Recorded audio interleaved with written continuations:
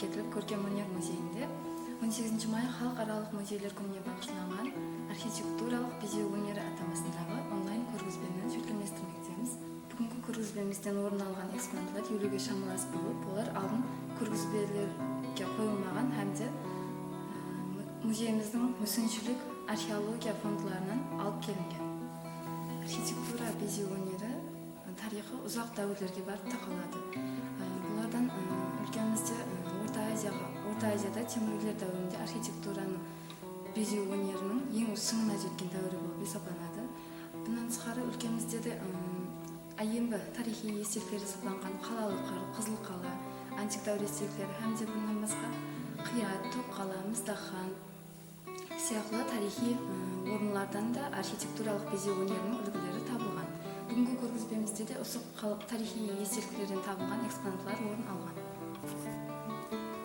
Бул витринабызда розетка усулунда жасалган диван бөлүгүн көрсөк болот. Бул розетка усулу айымгы раважланган мамлекеттер элинде да пайдаланган. Булар убакыттын өтүү менен ар кыйла усулларда раважландырылып барылып, тик арынан геометрик, жапырак көрүнүшүндө һәм өсүмдүк гүлдөрү менен бирге бирлештирилип, раважландырып барылат.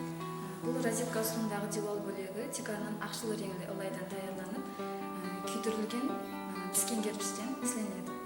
Бул жерде розетка усулундагы диван бөлүгүнөн тышкары ташнаа бөлүгүн да көрсөк болот. Ташнаа бул арналык гигиеникалык максатта колдонулган ташнаалар болуп, буларда өз алдына тескичелер болот. Бул пайдаланылган сууду төмөнгө агызып берүү үчүн айымбы дәврлерден башлап колдонулган.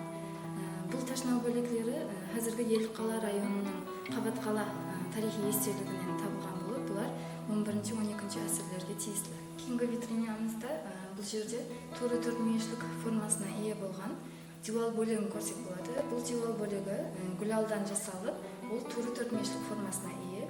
Hamda бунда кошумча безүүлөр туура 3 мүйүшлүк формасында берилип, улар зигзаг формада жайлашкан. Бул диван бөлүгүнүн касында көрүүңүзгө болот. Бантик усулунда жасалган гүлалдан изленген бантик формасындагы диван бөлүгү бул азыркы Көжөлө районунда жайлашкан Мыздакхан комплексиндеги Назымхан суу эстелигинен табылган. Бул бантик көрүнүшлүү диван бөлүгүбүз майолика усулунда сырланып, буга коюу жасыл рең берилген. Кийинки витринабызда көрөтүн экспонатыбыз музейибиз коллекциясындагы дурдана экспонаттардын бири болгон диванлы сүрөттүн бир бөлүмү. Бул экспонатыбыз 3-4 асырларга тийиштүү болгон Кызыл кала эстелигинен табылып, бул азырда Беруния каласына 27 километр качыктыкта жайлашкан тарихий орун. Бул Кызыл кала эстелиги 1981-82 жылдарда археолог Кайратжан Хожаниязов тараптан изерленген. Hamda сол тарихий эстеликтин диванларына карап, бул Кызыл кала атамасы берилген. Бул фрескада арка фону ашык саргыч реңде, ал жапыраклары болсо коюу кызыл, коюу жасыл hamda кара реңдер менен сүрөтленген. Бул фрескада коюу кызыл жапыракларыбыз эки тарапка карап жөнөлтүрүлгөн, ал жасыл жапыракларыбыз болсо жогоруга карап багдарланган. Hamda бул диванлы сүрөтүбүздүн эң астыңкы тарапында эки кара реңдүү жапыраклар сүрөтленген. Бул фрескамыздын арка фонуна караганыбызда саргыч ак реңдүү фонду көрсөк болот. Бул диванлы сүрөт аркылуу bizler жасап турган өлкөбүздө архитектура безүү өнөрүнүн канчалык узак дәврлерге барып такалатылганын билсек болот. Бул витринабызда бул фрескадан тышкары касында архитектура безүү өнөрүндө колдонулган жана да археология фондунан алып келинген экспонаттарды көрүүңүзгө болот. Бул экспонатыбызда жүзү менен биргеликте онун жапырагы түсүрүлгөн архитектура безүү өнөрүнүн фрагменттин көрсөк болот. Бирок да бул экспонатыбыздын кай жерден табылганлыгы белгисиз. Кийинки витринабызда көрөтүлгөн экспонаттар булар тик арынан азыркы Түркмөнстан Республикасы Күнү Ургенч тарихий орнуна эсептелган аймактан табылган. Бул плиталар квадрат формага ээ болуп, булар тик арынан мешит медреселердин диванларын безетүүгө колдонулган. Бул плиталар квадрат формага ээ, астыңкы фону коюу көк реңде, ал бунун гүлдері болса ақ реңде, жапырақтары жасыл реңдерде безетілген. Яғни бұлар өсімдік нақысларымен безетілген дивал бөлігі болып есептелінеді. Кейінгі витринада көретұғын экспонатымыз бұл ташнаулар болып есептелінеді. Ташнаулар бұлар қазіргі күнде қол жуу үшін пайдаланылатын раковина, яғни орта ғасырдегі раковинаның көрінісі болып есептелінеді. Бұл ташнаулар әрқилы формаға ие болып, домалақ һәм квадрат формаларда да жасалған. Бұл ташнауға қарағанымызда оның орта ғасыр тасқа үстілеу беру өнерменінің қаншалықты дәрежеде жақсы рауыжланғанын көрсек болады. Себебі орта ғасыр өнермендері тек қана архитектураның сыртқы көрінісіне емес, ал ішкі интерьерді де және де бай көзсал қылу үшін өздерінің шеберлігінен кеңінен пайдаланған. Бұл тарих тасынан ісленген ташнауға қарағанымызда да бұнда балық теңгелері сияқты нағыз ісленген. Кейінгі ташнау бөлігіміз туры квадрат формада жасатылған. Бұнда төрт әріпінде гүлдермен безетілген. Сол төрт әріптің бас бетлерінде болса су ағып кетуі үшін пайдаланылатын 3 тесік суретленген. Бұл ташнау бөлігі күйдірілген піскен кірпіштен ісленген. Кейінгі ташнау гүлалда жасатылған болып, бұл ташнауда өзіне жараса өнерменден шеберлікті талап еткендігін көрсек болады. Бұның шетлері домалақ сызықлармен безетіліп, оның ішкі тәрелерінде көмбез тәрізді безегі бар.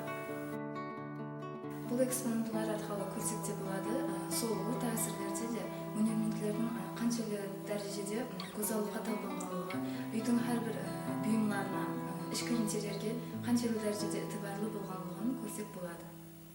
Кейінгі витринамызда көрсек болады, бұл жерде заманауи мүсіншілердің дөреткен шығармаларын көрсек болады. Бұлар орта ғасырлардан кейін заманауи ғасырға келгенде әрқилы техникалардан, әрқилы материалдардан өзгеше түсте пайдаланып келінген. Гипстен, шамоттан һәм де мрамор тасларынан ойып ісілу беру арқылы қазіргі заманауи архитектураны да рауыжландырған. Бұларды декорның ішкі интерьерді безеуде пайдаланылған экспонаттар болып есептелінеді. Бұл жерде гипске форма құю арқылы жасалған ганч бөлігі, ал бұл жерде болса шамотқа живопись, яғни терек пенен құстың суреті түсірілген шамоттан ісленген экспонат. Ал бұл витринада көруіңізге болады, мрамор тасына ойып өсімдік нақысы түсірілген, мрамор тасына ісілеу берілген, ішкі интерьерді безеуде пайдаланылатын экспонат. Бұлар да декорынан ішкі интерьерді безеуде кеңінен пайдаланып келген. Һәм де қазіргі 20-ші ғасырда мүсіншілеріміздің осындай шеберлікпен дөреткен дөретпелері орта ғасыр архитектурасынан кейін қазіргі дәуірде де жақсы рауыжланғандығын көрсек болады. Бұл витринамызда Максимченко тарапынан дөретілген декоративті плиталарды көруіңізге болады. Ал бұл жерде болса мозаика ұсулында теріп жиналған өзбек қызы, яғни Саипов тарапынан дөретілген өзбек қызы экспонатымызды көрсек болады. Бұлар заманауи, яғни 20-ші ғасыр архитектурасын байытуда және де өзінің үлестерін қосқан түрдана шығармалар болып есептелінеді. Бұл жерде көретініміз Қарақалпақ қызы атамасындағы плакетка болып есептелінеді. Бұл қыздың басына ораған сәулесі қоңыр реңде болып, ол самалдың бағдарына қарай артқа қарап бағдарлап соғылған. Кейінгі витринада Василий Баталин тарапынан дөретілген Арслан атамасындағы шығармасы. Бұл Арслан оң тарифтен түсірілген болып, бұнда декорынан береза реңінен көбірек пайдаланылған. Бұл Арсланның денесі бөртіп шығарылған болып, оның ойық жерлері қоюырақ жасыл реңде, ал дөніп бөртіп шығып тұрған жері болса ашырақ жасыл реңде суретленген. Міне көріп қойсы болғанымыздай инсаният айепкі дәуірлерден бастап көзалыққа ұмтылып жасаған.